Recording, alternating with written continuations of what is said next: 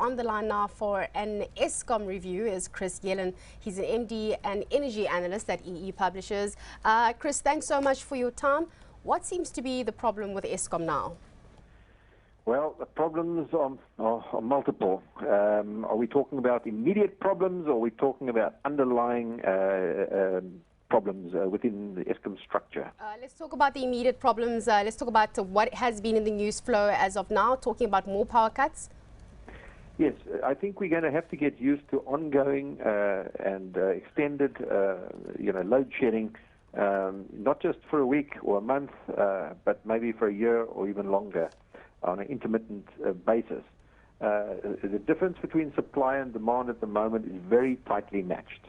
And in fact, on some days, demand exceeds supply, and that's why we're having load shedding. That's the immediate situation. The reasons for this are many, but underlying all the consequential reasons is one major fundamental reason, and that is that Medupi and Kusile power station are running 10 years late. 5 years late as a result of policy indecision between 1999 and 2004.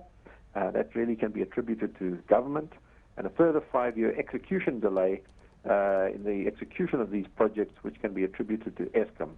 Of course, Eskom, blames its contractors, its labor, skills, and many problems that it's experienced during construction. But it is the EPC main contractor, and it is responsible for delivering Medupi and Kusile on time and on budget. And on both those issues, it is not succeeding. Chris, if we take a look at some of the backlogs, we heard about a mishap that took place at its Koeberg plant just the other day, and not forgetting Medupi, as you mentioned, is already now being pushed back again by another 6 weeks. Some say when it rains, it pours. Yes, we seem to be flooded with problems right now, coming thick and fast. If a power system was running with sufficient reserve margin, that means spare generation capacity ready to deliver electricity into the grid, then none of these would be problems. A trip out of Koeberg, a unit tripping out here, there, or at another power station, all of these things would be taken for in their stride. But the problem is, because Medupi and Kusile are running so late, they should have brought an extra 25% of generation capacity on the stream, and if so, we would have had enough spare margin, reserve margin, to handle these mishaps.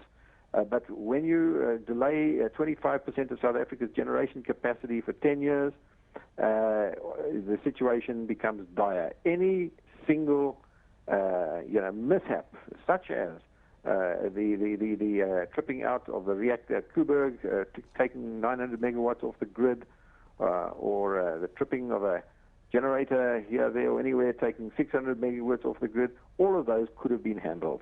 But we're in a crisis situation because Medupi and Kusile are running late, and we don't have sufficient reserve margin. Chris, we have been in sticky situations with Eskom before, so it's not a first. But in terms of how Eskom has been managing the situation, are you getting a sense that they are doing a better job at this when it comes to communication with the general public, with industry? No, I think they're doing a worse job right now with communications to the public. You see, they've set up a so-called war room. This is a form of crisis management. What it really means is that a number of government departments, such as Department of Energy, Department Public Enterprise, Department of Finance, the Government Communication Information Service, and Eskom are all meeting at the union buildings to manage this crisis. What it really means, or what it's really a sign of, is that the government is moving into the engine room of Eskom.